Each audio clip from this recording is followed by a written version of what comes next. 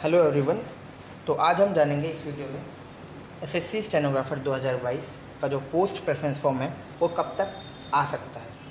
वो इसलिए क्योंकि काफ़ी दिनों से बच्चे वेट कर रहे हैं, डेली विजिट करते हैं एसएससी की वेबसाइट पर, बट ऐसा कोई भी नोटिस नहीं मिलता जो एसएससी स्टेनोग्राफर के पोस्ट प्रेफरेंस फॉर्म से जुड़ा हुआ हो। दूसरी बात ये है कि कौन कौन प्रेफरेंस फॉर्म को भर सकता है, ठीक है, तो मैं इसको भी बताऊंगा इस वीडियो में। वहीं दूसरी बात, क्या सेफ स्कोर हो सकता है वो भी बताऊंगा। और रही बात आपकी फ़ाइनल रिज़ल्ट की, तो वो कब तक आपको मिल सकता है आपका फ़ाइनल रिज़ल्ट, जिसके बाद ये डिसाइड हो जाएगा कि किस कैंडिडेट को कौन सा डिपार्टमेंट अलॉट हुआ है। तो इन सभी चीज़ों को मैं एक एक करके डिस्कस करूँगा इस वीडियो में। लेकिन अगर आप चैनल पर नए हो तो चैनल को सब्सक्राइब कर लेना, ठीक। और वीडियो पसंद आती है तो लाइक कर लेना, नहीं पसंद आती है तो डिसलाइक कर लेना, कोई इशू की बात नहीं है। तो चलिए दोस्तों, मैं कुछ फैक्ट्स हैं उसके आधार पर बताना चाहूँगा कि आपका जो प्रेफरेंस फॉर्म है, पोस्ट प्रेफरेंस फॉर्म जिसे हम बोलते हैं, वो आपको कब तक रिसीव हो सकता है एसएससी के थ्रू।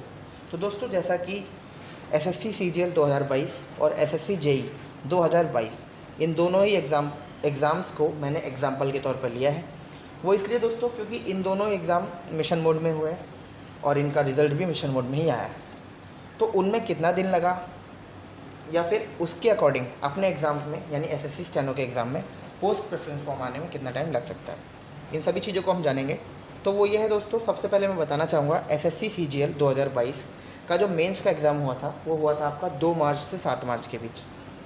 और वहीं उसका जो ऑप्शन फॉर्म आया था वो आया था 27 अप्रैल से 3 या 4 मई तक। आपका जो पोस्ट प्रेफरेंस फॉर्म है एसएससी का सीजीएल का 2022 का, वो भरा गया था।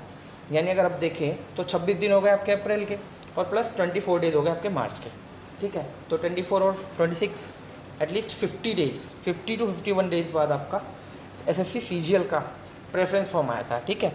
वहीं एसएससी जेई की बात करें तो एसएससी जेई का जो मेंस का एग्ज़ाम हुआ था वो हुआ था 26 फरवरी को 2023 में। ऑप्शन फॉर्म आया उसका कब, 4 से 6 मई के बीच उसका ऑप्शन फॉर्म भरा गया। तो ऑलमोस्ट इसमें भी 50 टू 60 डेज़ लगे हैं।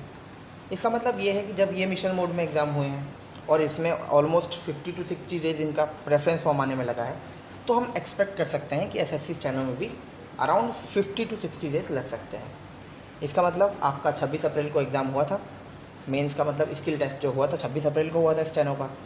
तो हम उम्मीद कर सकते हैं कि 26 से 26 मतलब 1 महीना हो चुका है और 5 दिन हो चुका है, ठीक है। आज है 1 जून, मतलब आने वाले 15 जून तक हम एक्सपेक्ट कर सकते हैं कि आपका एसएससी स्टेनोग्राफर का पोस्ट प्रेफरेंस फॉर्म आप तक पहुंच जाएगा। मोस्ट प्रोबेबली 15 की शाम तक या फिर उससे पहले भी आ सकता है, बट मैक्स टू मैक्स 15 जून, ठीक है। ये हो गया आपके लिए एक पॉइंट जिससे कि आप थोड़ा रिलैक्स हो सकते हैं। दूसरी बात वो ये है कि कौन कौन प्रेफरेंस फॉर्म भर सकता है। तो दोस्तों, ऐसा कहीं भी नहीं लिखा नोटिस में कि किसी पर्टिकुलर बच्चा ही, मतलब कोई पर्टिकुलर बच्चा ही इस फॉर्म को भर सकता है। दोस्तों, वो सभी बच्चे जिन्होंने स्किल टेस्ट में अपीयर हुए थे, वो सभी बच्चे इस प्रेफरेंस फॉर्म को फिल कर सकते हैं विदाउट एनी डाउट, ठीक है। उसके बाद हम बात करते हैं सेफ स्कोर की।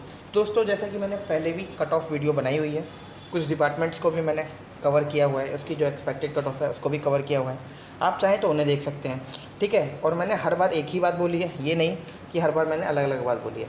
मैंने यही बोला है कि आपका मिनिमम स्कोर अगर आपका 130 है, एक यूआर कैंडिडेट की बात कर रहा हूँ, 130 अगर आपका मिनिमम स्कोर है तो आप अपने आप को ग्रेड डी के लिए सेफ समझ सकते हैं फॉर द फाइनल रिजल्ट, ठीक है।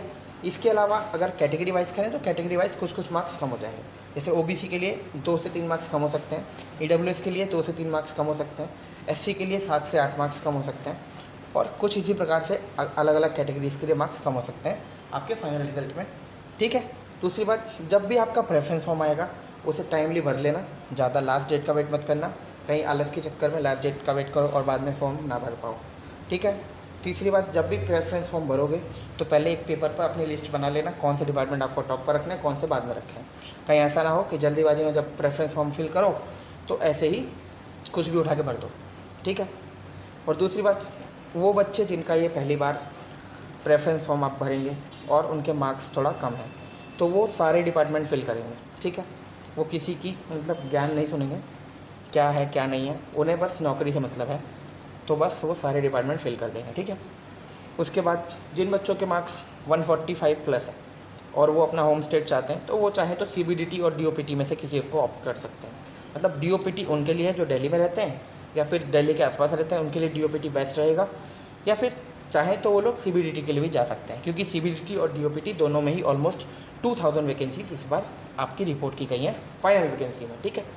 दूसरी बात, रही बात आपकी फाइनल रिजल्ट की, तो दोस्तों जैसा कि SSC JEE में और SSC CGL में, SSC CGL का ऑलमोस्ट 9 से 10 दिन के अंदर ही आ गया था फाइनल रिजल्ट, प्रेफरेंस फॉर्म की लास्ट डेट के बाद, ठीक है। और ऐसा ही JEE में भी यही हुआ। JEE में 15 से 18 दिन लगे थे आपका फाइनल रिजल्ट आने में। तो आप मान सकते हैं मैक्स टू मैक्स आपका 15 से 20 दिन के अंदर आपका जो फाइनल रिजल्ट है वो आपको रिसीव हो जाएगा। मतलब कब होगा वो, मतलब 15 जून तक आपका मैंने बताया प्रेफरेंस फॉर्म, और उसके 15 से 20 दिन बाद आपका फाइनल रिजल्ट, यानी मैक्स टू मैक्स जुलाई में फर्स्ट वीक तक आप अपना फाइनल रिजल्ट एक्सपेक्ट कर सकते हैं। तो दोस्तों ये कुछ फैक्ट्स थे, मैंने यूं ही बात नहीं की है कि मतलब हवा में बात कर दी। आप चाहें तो SSC की वेबसाइट विजिट कर सकते हैं, आप वहाँ पर ये फैक्ट्स चेक कर सकते हैं जो मैंने कहे, चाहे वो SSC CGL मेंस और ऑप्शन फॉर्म का हो या फिर JEE और उसके ऑप्शन फॉर्म का हो।